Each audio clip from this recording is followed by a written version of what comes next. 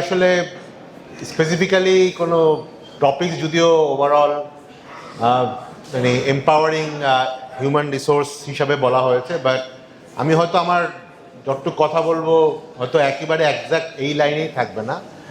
তারপরেও চেষ্টা করব যে এইচআরের সাথে কানেক্ট করার জন্য। তার আগে আমি একটু বুঝতে চাই যে আসলে যারা আপনাদের এখানে আছেন, মানে who are we or who are you, একটু হাত তুলবেন। কতজন স্টুডেন্ট আছেন এখানে? আচ্ছা, দেখা যাচ্ছে প্রায় 80% মতো স্টুডেন্ট। বেসিক্যালি আপনাদের মানে এই যে প্রায় গত 3-4 ঘন্টা আপনারা সময় দিলেন, ভেরি মানে আজকালকার আসলে এই সোশ্যাল মিডিয়ার এত অস্থির যুগে অ্যাটেনশন ডেফিসিয়েন্সি হয়, বাট এই সময়টা আপনারা আসলে কেন দিচ্ছেন? আমি একটু বোঝার চেষ্টা করি। মানে ওয়ার্ল্ড হিউম্যান রিসোর্স ডে, এটার জন্য এটার ব্যাপারে আপনাদের আলাদা আগ্রহ আছে নাকি অন্য কোনো কারণে? কেউ বলবেন? মানে জাস্ট আচ্ছা, মানে আমি একটু বলি যে মানে বেসিক্যালি হাত তুলেন যে আপনাদের কি ইউনিভার্সিটি থেকে বলা উচিত থাকে? হাত তুলেন দেখি। আচ্ছা আচ্ছা, আপনারা এখানে চাকরি ব্যাপারে একটা আইডিয়ার জন্য, সেটা সম্পর্কে আসছেন, সেটার জন্য আসছেন, একটা হাত তুলেন। আচ্ছা, আর কোনো কারণ আছে মিস করলাম? আচ্ছা, তো বোঝা যাচ্ছে আসলে আপনারা মেইনলি হয়তো ক্যারিয়ার পার্সপেক্টিভে আসছেন। তো ক্যারিয়ার যেহেতু আছেন, বাই দ্য ওয়ে আপনাদের এখানে একটু যদি কম্পোজিশন বুঝি যে এখানে আসলে business faculty like marketing, account, finance বা এই জাতীয় জিনিসগুলিতে কতজন স্টুডেন্ট? হাত তুলবেন। আর ইঞ্জিনিয়ারিংয়ে কতজন স্টুডেন্ট? আচ্ছা, ইঞ্জিনিয়ারিংয়ে। আচ্ছা, আর কোনো সাবজেক্ট আছে এখানে মিস করলাম, আইদার ইঞ্জিনিয়ারিং অর বিজনেস?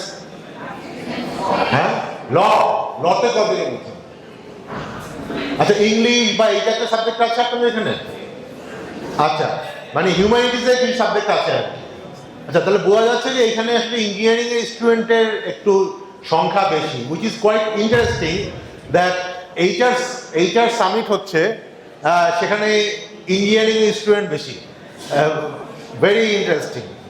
আচ্ছা, যেহেতু আমি নিজে ক্যারিয়ার লাইনে কাজ করি, হয়তো আমি কিছু কথা হয়তো আপনাদের ফিউচার পার্সপেক্টিভে বলাটা, ক্যারিয়ার রিলেটেড কথাটা বললে হয়তো আপনাদের জন্য তো মানে ইউজফুল হবে। মানে এইচআর নিয়ে অফকোর্স এখানে দেয়ার আর লট অফ এইচআর এক্সপার্ট যারা কথা বলেছেন, মোশারফ ভাই আছেন, আমাদের এখানে আরও সিনিয়র ম্যানেজমেন্টের অনেকে আছেন, ওনারা হয়তো ভালো বলতে পারবেন। তো আমি আসলে যখন ছিলাম, দেরি করে আসছিলাম, আমি শুনলাম যে কিছু কথাবার্তা হচ্ছে, কীভাবে আপনারা নিজেদের প্রিপেয়ার করবেন, how AI is going to change আর হোয়াট এভার। তো আপনাদের কাছে কি আসলে মনে হয় যে এই যে এআই নিয়ে এত কথাবার্তা হচ্ছে, আসলে কি will it have any impact in job market or career market when you will pass? কি মনে হয়? কতজন মনে করেন যে ইম্প্যাক্ট করবে? হাত তুলেন। কতজন মনে করে তেমন কোনো ইম্প্যাক্ট করবে না? দেখেন, দুই গ্রুপ মিলাই কিন্তু 30% হয়নি, তাহলে বাকি 70% কি মনে করে? They don't know or they are confused, which is a true. আসলে আমাদেরকে ধরেন যদি জিজ্ঞাসা করেন, আমরা যতই নিজেদেরকে এক্সপার্ট বলি না কেন, ফ্র্যাঙ্কলি আমরা এমন একটা সিচুয়েশনে আছি, মানে ট্রান্সফরমেশনে, যে আগে হয়তো আমরা চিন্তা করতে পারতাম আগামী 1 বছরে 2 বছরে কি প্রেডিক্ট হবে, কোন দিকে বিজনেস যাবে, কি যাবে, বা ইকোনমি কোন দিকে যাবে। এখন we are in a such a situation, আসলে আমরা কেউই জানি না যে সব কিছু কোন দিকে যাচ্ছে। অফকোর্স টেকনোলজি কোন দিকে যাচ্ছে সেটা তো আমরা জানি না, even lot of other things like Jio politics, হ্যাঁ, এবং গ্লোবাল ইকোনমি কোন দিকে কি যাচ্ছে উই অ্যাকচুয়ালি ডোন্ট নো। অতএব দেয়ার আর লট অফ আনসার্টেনিটি। আপনি কে মনে করেছিল যে আমেরিকা ইরানের যুদ্ধের মধ্যে দেখা যাবে যে আমেরিকার মতো সুপার পাওয়ার তারা একটু ব্যাকফুটে যাবে, তাই না? আমরা তো কেউই কখনো চিন্তাও করিনি, বাট আমরা দেখলাম ইট হ্যাপেন। কে মনে করেছিল যে মানে China is going to be a মানে global super power, much stronger in technology and other things, যেখানে আসলে আমরা সবসময় জানি Europe, America, they are always a leader in technology. But এখন আপনি দেখবেন বাংলাদেশে একসময় গাড়ি আসতো সব, জাপানিজ গাড়ি আসতো, এখন দেখবেন আপনারা পোর্টে বেশিরভাগ গাড়ি আসতেছে চাইনিজ গাড়ি, because China is the leader in EV, electronic vehicle and other things. তো মানে things are changing very rapidly. এখন আপনাদের জন্য এটা একটা দুর্ভাগ্য হতে পারে বা আপনাদের জন্য একটা সৌভাগ্য হতে পারে যে আপনারা যেই সময়ে ক্যারিয়ারে ঢুকতে যাচ্ছেন সেই সময়টা আসলে এত আনসার্টিন একটা সময়।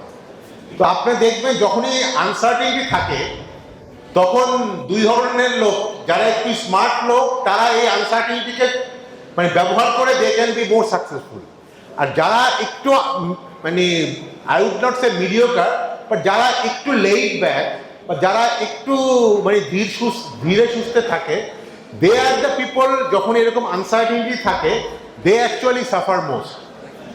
তো সামনের দিনগুলো যেটা হবে, পার্টিকুলার আমি শুধু যদি একটু এআই স্পেসিফিক্যালি বলি, দেখেন মানে এটা আপনারা অনেকে কনফিউজ, হাত তুলে নেয়, জানেন না, বাট একটা জিনিস মোটামুটি শিওর যে এআই এর যে ইম্প্যাক্টটা হবে সেটা কিছু জায়গায় সবচেয়ে বেশি হবে, কিছু জায়গায় কম হবে। সে ফর এক্সাম্পল একটু আগে আমাদের এখানে একজন ভাবিন গ্রুপ থেকে একজন মানে এইচআর এর লোক আসলেন, উনি কিন্তু বললো যে ওনাদের 75,000 মানে কর্মী আছে।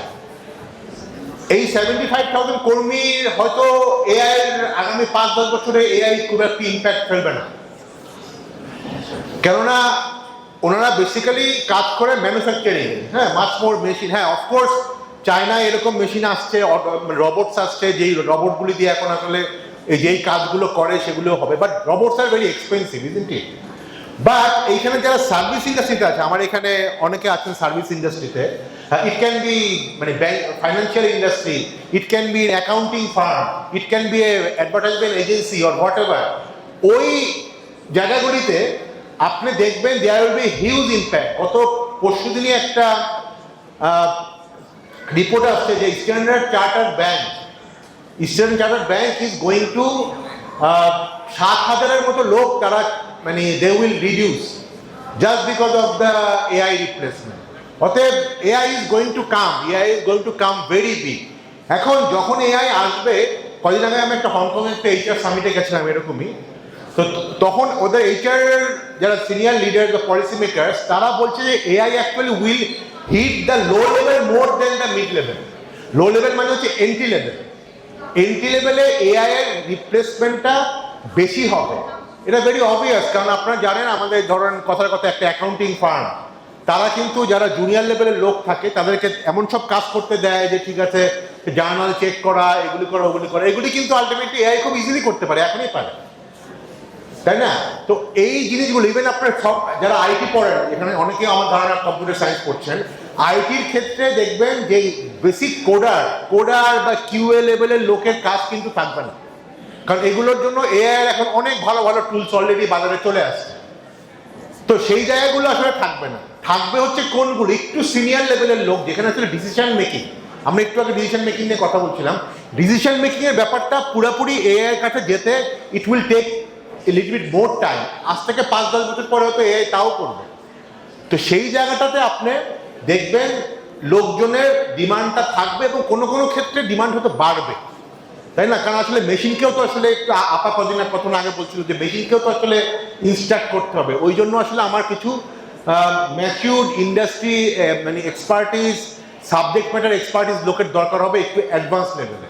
এখন প্রবলেম হচ্ছে আপনারা যারা আছেন, যে জেনারেশনটা আছেন, তারা তো আসলে মিড লেভেলের জবে আপনার ফ্লাই ইন করতে পারবেন না। তাদেরকে তো আসলে আমরা সবাই আমাদের ক্যারিয়ারে সবাই তো এন্ট্রি লেভেল থেকে আস্তে গেছি, তাই না?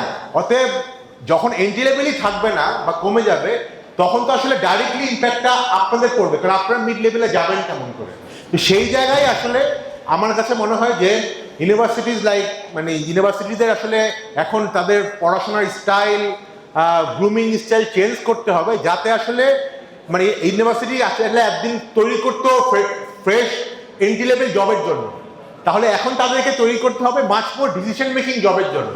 দে have to actually change their curriculum, মানে methods and everything, so that we can actually go to a decision making level right after the education.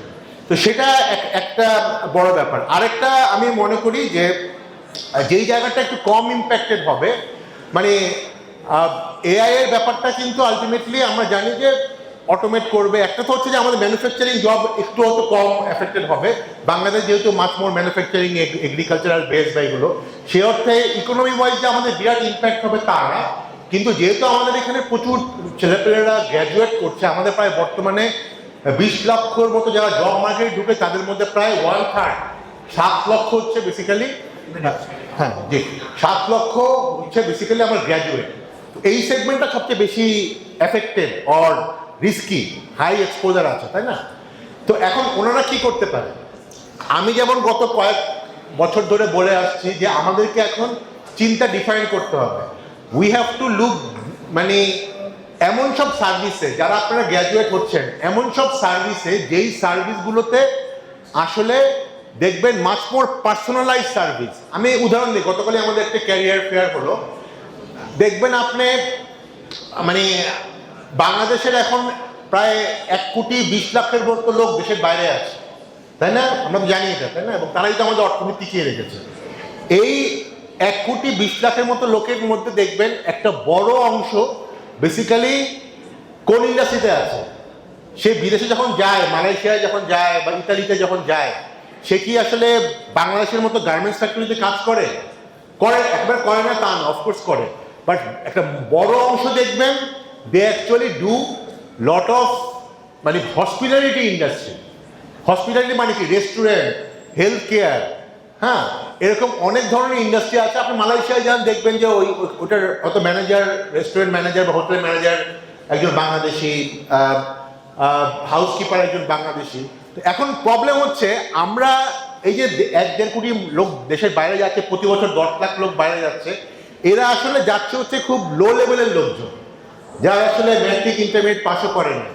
গ্র্যাজুয়েটটা কিন্তু যাচ্ছে না, কারণ গ্র্যাজুয়েটটা আমরা মনে করি আমি বিদেশে যে কি আমি রেস্টুরেন্টের ওয়েটার হব কিনা বা হসপিটালিটি ইন্ডাস্ট্রি কাজ করবো কিনা, আমি দেশে কাজ করব আর আমি অফিসে এসি রুমের মধ্যে বসে কাজ করব। এই অ্যাটিটিউড আসলে চেঞ্জ করা ছাড়া আমাদের উপায় নাই, কারণ বাংলাদেশে ফ্র্যাঙ্কলি 7 লক্ষ গ্র্যাজুয়েটদের জব বাংলাদেশে নাই।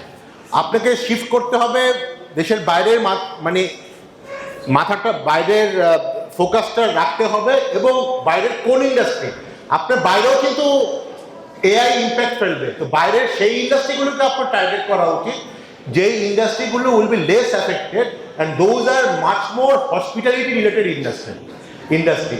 জাপানে এখন হিউজ মানে ট্যুরিজম বুম হচ্ছে, তো সেখানে কিন্তু প্রচুর লোক দরকার হবে এই হসপিটালিটি ইন্ডাস্ট্রিগুলিতে। ইভেন ইউরোপে বলেন, ইভেন চায়নার মতো জায়গাতে যেখানে মাচ মোর ইনকাম লেভেল বাড়ছে, ওদেরও কিন্তু huge demand for health care, demand for tourism তৈরি হবে। তো সেগুলির জন্য they need lot of people, যেটার জন্য আসলে আমাদের টোটাল সিস্টেমটাকে, আমাদের সাপ্লাই সিচুয়েশনটাকে তৈরি করতে হবে। ট্র্যাডিশনের মধ্যে যদি আমরা চিন্তা করি, গত 15-20 বছরে আমার বাবা মা বলে গেছিলো এইটা পড়ো, এইভাবে এইটার চাকরি বেশি আছে, ওইটা আসলে হবে না। তো এটা নিয়ে অনেক বড় ডিসকাশনের জায়গা, হয়তো আজকে সময় নাই বলে আমি আর বাড়াচ্ছি না। ধন্যবাদ।